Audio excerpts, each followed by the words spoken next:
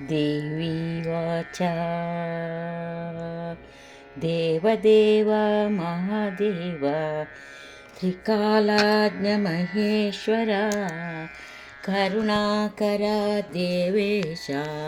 भक्तानुग्रहकारका अष्टोत्तरशतं लक्षता स्तोतुमिच्छामि तत्त्वतः ईश्वरा उवाच देवी साधु महाभागे मा भाग्यप्रदायकं सर्वैश्वर्यकरं पुण्यं सर्वपापप्रणाशनं सर्वदारिद्र्यशमनं श्रवणात् भुक्तिमुक्तिदं राज्यवश्यकरं दिव्यं गुह्यात् गुह्यतरं परं दुर्लभं सर्वदेवानां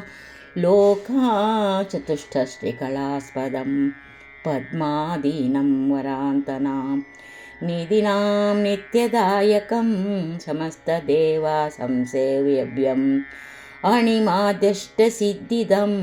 किमत्र बहुनोक्तिना देवी प्रत्यक्षदायकं तव प्रीस्याद्वक्ष्यामि समहितमनाशनुः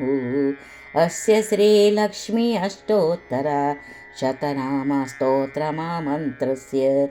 महालक्ष्मी देवता क्लीं बीजां भुवनेश्वरी स्कदी श्रीमहालक्ष्मीप्रसादसिद्ध्यते जपविनियोगः ध्यानम् वन्दे पद्माकरं सौभाग्यदं भाग्यादं हस्ताभ्यामभयप्रदां मणिगणैनाना विधिभूषितं भक्ताभीष्टफलप्रदां हरिहरब्रह्मेदिभिसेवितं पार्श्वे पङ्कजा शङ्खपद्मनिधिवियुक्तां सदा शक्तिभिः सरसिजनयने सरोजहस्ते धवलतां शुकगन्धमाल्ये शोभे भगवती हरिवल्लभे मनोज्ञे त्रिभुवनभीतिकरि प्रसीद मह्यं हरि ओम् प्रकृतिं विकृतिं विद्यां सर्वभूतहितप्रदां श्रद्धां विभूतिं सुरभिं नमामि परमात्मिकां वाचं पद्मालयां शुचं स्वाहां सुधां धन्यां हिरण्मे लक्ष्मीपुष्पां स्वां स्वदां सुधां हिरण्मयीं लक्ष्मीं नित्यपुष्टां दितिं दीप्ता वसुधां वसुधारिणीं कमला वन्दे कमला अनुग्रहपरां बुद्धिं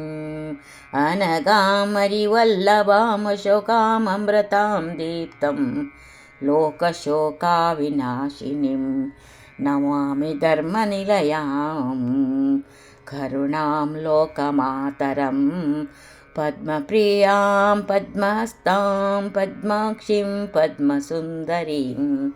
पद्मोद्भवां पद्ममुखीं पद्मनाभप्रियां रमां पद्ममालधरं देवीं पद्मिनीं पद्मगन्धिनीं पुण्यगन्धां सुप्रसन्नां प्रासादाभिमुखीं प्रभां नमामि चन्द्रवदनां चन्द्रां चन्द्रसोदरीं चतुर्भुजां चन्द्ररूपाम् इन्दिरामिन्दुशीतलाम् आह्लादजननीं पुष्टिं शिवां शिवकरीं सतीं विमलां विश्वजननीं तुष्टिं दारिद्र्यनाशिनीं प्रीतिपुष्करिणीं शान्ता शुक्लमाल्यम्बरां श्रियं भास्करीं बिल्वनिलयां वरारोहां यशस्विनीं वसुन्धरामुदाराङ्गां हरिणीं हेममालिनीं धनधान्यकरीं सिद्धिं स्त्रैणसौम्यां शुभप्रदां नृपवेशग्मतानन्दं वरलक्ष्मी वसुप्रदां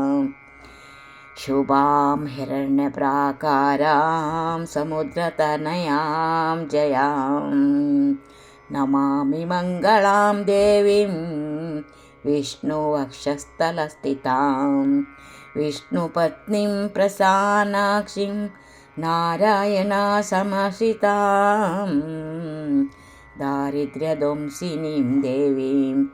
सर्वोपद्रववारिणीं नवदुर्गां महाकाले ब्रह्मविष्णुशिवात्मिकां त्रिकालज्ञानसम्पन्नां नमामि भुवनेश्वरीं लक्ष्मीं क्षीरसमुद्रराजतनयां श्रीरङ्गधामेश्वरीं दासीभूतसमस्तदेववनितां लोकैकदीपाङ्कुरं श्रीमन्मन्दकटाक्षलब्धविभव ब्रह्मेन्द्रगङ्गाधरां तां त्रैलोक्यकुटुम्बिनीं सरसिजां वन्दे मुकुन्दप्रियां मातनामि कमले कमलयताक्षी श्रीविष्णुरत्कमलवासिनी विश्वामाता कमले कमलयदहासिनी क्षीरोजते कमलकोमलगर्भ गौरी लक्ष्मी प्रसीद सततं समतां शरण्यै त्रिकालं यो जपेत् विद्वान् षण्मासं विजितेन्द्रिय दारिद्र्यदंशनं कृत्वा सर्वमाप्नोत यत्नतः देवी नाम सहस्रेषु पुण्यमष्टोत्तरं शतं येन श्रियमाप्नोति कोटिजन्मदरिद्रत भृगुवार्यशतं धीमान् पठेन् वत्सरमात्रकम् अष्टैश्वर्यमाप्नोति कुबेर इव भूतले